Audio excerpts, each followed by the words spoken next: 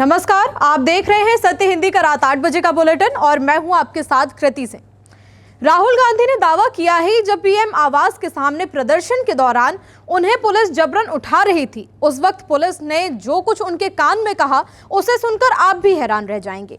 इस बीच संसद से सड़क तक पेपर लीक का मुद्दा गरमाया हुआ है। वहीं वांगचुक ने अनशन खत्म करने के लिए अपनी शर्तें रख दी हैं।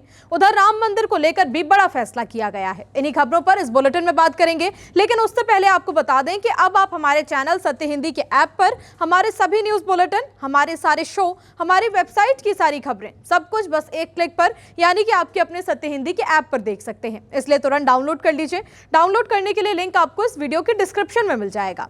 तो आइए अब रुक कर लेते हैं दिन भर की 5 बड़ी खबरों का। राहुल गांधी का दावा, पुलिस कर्मियों ने हिरासत के दौरान कान में कहा सरकार बदल दीजिए। पटना में छात्र मार्च पर पुलिस का एक्शन, वाटर कैनन और आंसू गैस के गोले चले।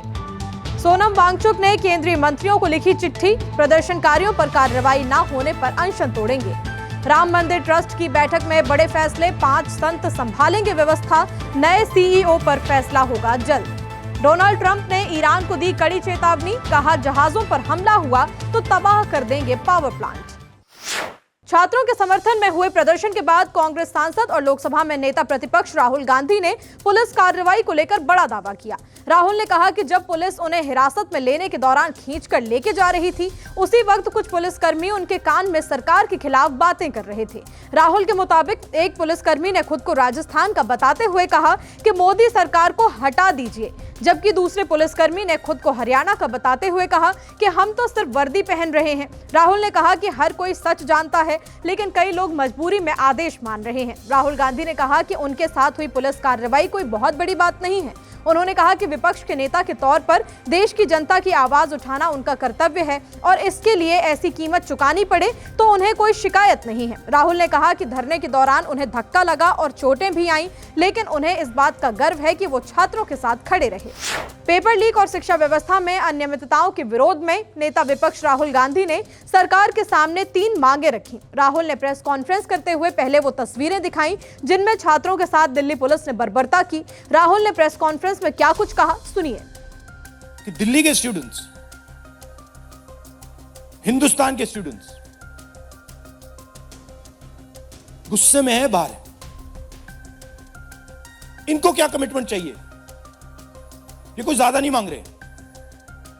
सबसे पहला कमिटमेंट जो सिंबल है इस चीज का, धर्मेंद्र प्रधान मिनिस्टर,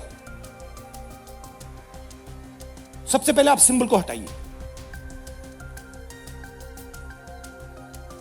बड़ी बात नहीं है। सुसाइड हुए हैं बच्चों के, 152 पेपर लीक्स हुए। स्टूडेंट्स की पहली मांग यह है, इनको हटाइए। दूसरी मांग, जिन्होंने स्टूडेंट्स पर आक्रमण किया है,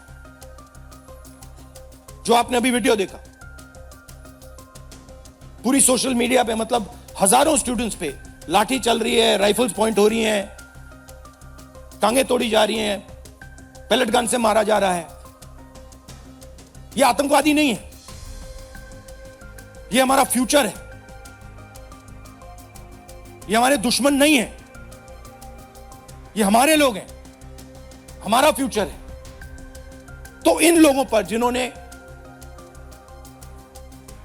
वायलेंस किया है, हिंसा की है, इन पर एक्शन होना चाहिए।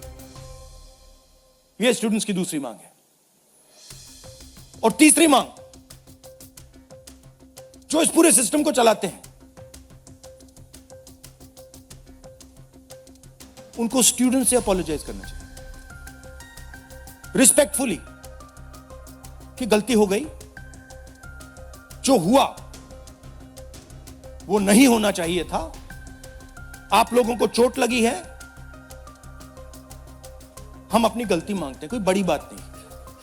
दिल्ली में छात्रों के आंदोलन के समर्थन में बिहार की राजधानी पटना में बुधवार को बड़ा प्रदर्शन हुआ। ऑल इंडिया स्टूडेंट्स एसोसिएशन यानी आयसा के आह्वान पर बड़ी संख्या में छात्र गांधी मैदान से राजभवन की ओर मार्च निकालने निकले, लेकिन जेपी गोलंबर के पास पुलिस ने उन्हें रोक दिया। प्रदर्शनकारियों को तितर-बितर करने के लिए पुलिस ने वाटर कैनन चलाए और आंसू गैस के गोले भी छोड़े। वहीं पुलिस का आरोप है कि प्रदर्शन के दौरान कुछ लोगों ने पथराव भी किया। हालांकि पुलिस कार्रवाई के बावजूद छात्र आगे बढ़ते हुए डाक बंगला चौराहे तक पहुंचे और सरकार के खिलाफ नारेबाजी करते रहे। इस दौरान कई मीडिया कर्मियों के घायल होने की भी खबर है, जिन्हें बाद में मौके पर मौजूद लोगों की मदद से सुरक्षित बाहर निकाला गया।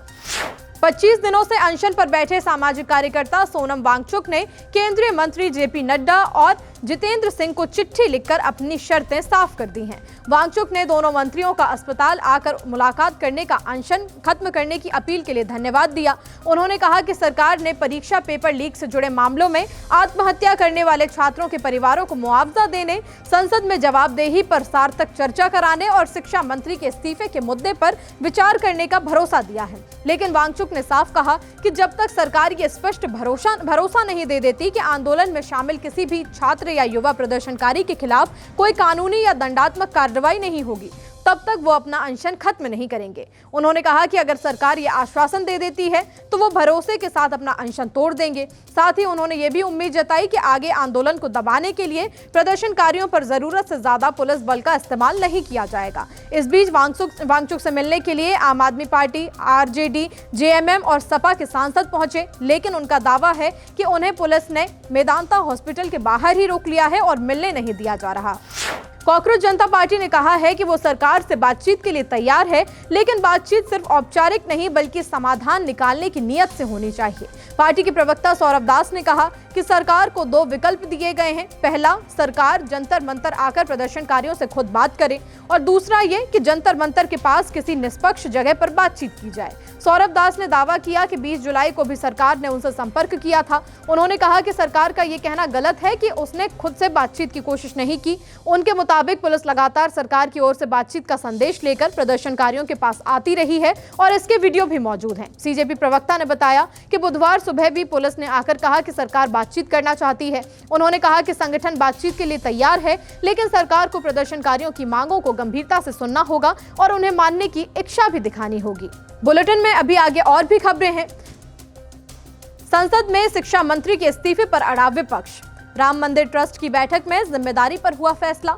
छात्रों पर लाठीचार्ज, सीजेआई बोले समय बर्बाद मत करो। ट्रंप के निशाने पर अब ईरानी पुल और पावर प्लांट। संसद के मॉनसून सत्र के तीसरे दिन भी कोई चर्चा नहीं हो पाई। जैसे ही सदन में नीट पेपर लीक का मुद्दा उठा, वैसे ही बवाल शुरू हो गया। संसदीय कार्य मंत्री किरेन रिजिजू ने कहा कि सरकार नीट पेपर पर बहस के लिए तैयार है, लेकिन पूरे विपक्ष की तरफ से कांग्रेस अध्यक्ष मल्लिकार्जुन खड़गे ने कहा कि जब तक केंद्रीय शिक्षा मंत्री धर्मेंद्र प्रधान इस्तीफा नहीं दे देते, तब तक हम कोई बहस नहीं करेंगे। इससे पहले विपक्ष ने सरकार के खिलाफ संसद के बाहर काले कपड़ों में जमकर नारेबाजी की। इस प्रदर्शन में लोकसभा में नेता प्रतिपक्ष राहुल गांधी, समाजवादी पार्टी प्रमुख अखिलेश यादव, प्रियंका गांधी समेत कई विपक्षी नेता शामिल हुए थे। अब नीट पेपर लीक के मुद्दे पर बहस को लेकर बहस तेज हो चुकी है। फिलहाल बिना किसी चर्चा के दोनों हाउस की कार्यवाही को कल तक के लिए स्थगित कर दिया गया। अयोध्या के राम मंदिर में चंदा चोरी का मामला सामने आने के बाद बुधवार को राम मंदिर ट्रस्ट की अहम बैठक हुई, जिसमें मंदिर के संचालन को लेकर कई बड़े फैसले लिए गए। ट्रस्ट ने यह तय किया है कि नए सीईओ के चयन में अभी करीब 1 महीने का समय लगेगा। तब तक अयोध्या के 5 संत मिलकर मंदिर का कार्यभार संभालेंगे और व्यवस्थाओं की निगरानी करेंगे। बैठक में गोविंद गिरी की अध्यक्षता में धार्मिक समिति बनाने का भी फैसला हुआ। इस समिति में कई प्रमुख संतों को शामिल किया गया है। इसके अलावा समाज के साथ बेहतर संवाद के लिए ट्रस्ट का आधिकारिक प्रवक्ता नियुक्त करने और ट्रस्ट के खाली पदों को जल्द भरने का भी निर्णय लिया गया। ट्रस्ट में सचिव का पद बनाए रखने पर भी सहमति बनी है। अगली बैठक 2 सितंबर को होगी। तब तक कृष्ण मोहन कार्यवाहक महासचिव के रूप में अपनी जिम्मेदारी निभाते रहेंगे। जंतर मंतर पर प्रदर्शन के दौरान छात्रों पर हुए लाठीचार्ज मामले में सुनवाई करना सुप्रीम कोर्ट के सीजेआई सूर्यकांत को समय की बर्बादी लगती है। बुधवार को सुप्रीम कोर्ट में छात्रों पर मार्च के दौरान पुलिस एक्शन के खिलाफ याचिका दायर की गई थी। इस पर सुनवाई करने से सुप्रीम कोर्ट ने इनकार कर दिया। याचिका पर सुनवाई के दौरान भारत के सीजेआई सूर्यकांत ने कहा कि हमारा समय बर्बाद न करें। जिन वकीलों ने पुलिस की ज्यादती दिखाने वाले वीडियो होने की बात कही, उनसे सीजेआई ने कहा कि हमें वीडियो में कोई दिलचस्पी नहीं है, हमारे पास उन्हें देखने का बिल्कुल समय नहीं है। सीजेआई की ये टिप्पणी इसलिए भी गौर करने वाली है, क्योंकि ये कोई पहली बार नहीं है जब सीजेआई ने छात्रों के प्रति ऐसा रवैया या टिप्पणी की हो। इससे पहले भी छात्रों को कॉकरोच और पैरासाइट्स कहने की वजह से वो घिर चुके हैं। सुप्रीम कोर्ट ने तो समय की बर्बादी कहकर मामला खारिज कर दिया, लेकिन दिल्ली हाई कोर्ट ने इस मामले को गंभीर मानते हुए दिल्ली पुलिस और केंद्र सरकार से जवाब मांगा है। एक दूसरी याचिका में याचिकाकर्ताओं ने आरोप लगाया कि प्रदर्शनकारियों पर पुलिस ने जरूरत से ज्यादा बल प्रयोग किया। सुनवाई के दौरान याचिकाकर्ताओं के वकीलों ने दावा किया कि कई प्रदर्शनकारियों को पुलिस कार्रवाई के दौरान गंभीर चोटें आईं। याचिकाकर्ताओं की ओर से यह भी कहा गया कि पुलिसकर्मियों ने बिना पहचान की बैच के कार्रवाई की और उनके पास पुलिस ज्यादती के समर्थन में करीब 110 वीडियो मौजूद हैं। वकीलों ने कोर्ट से पूरे मामले की जांच और कार्रवाई की मांग की।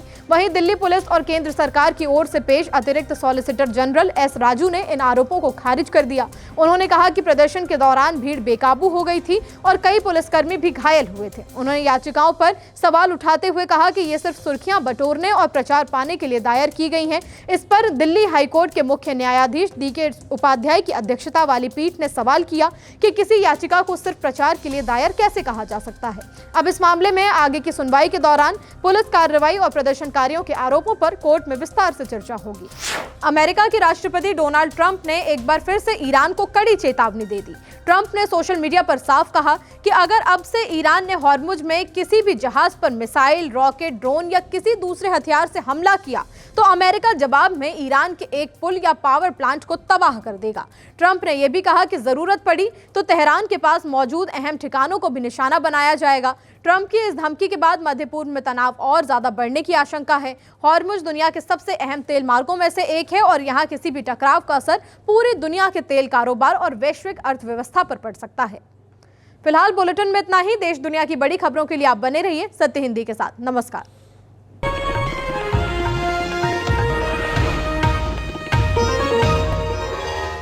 Copyright disclaimer under Section 107 of the Copyright Act 1976. Allowance is made for fair use for purposes such as criticism, comment, news reporting, scholarship, and research.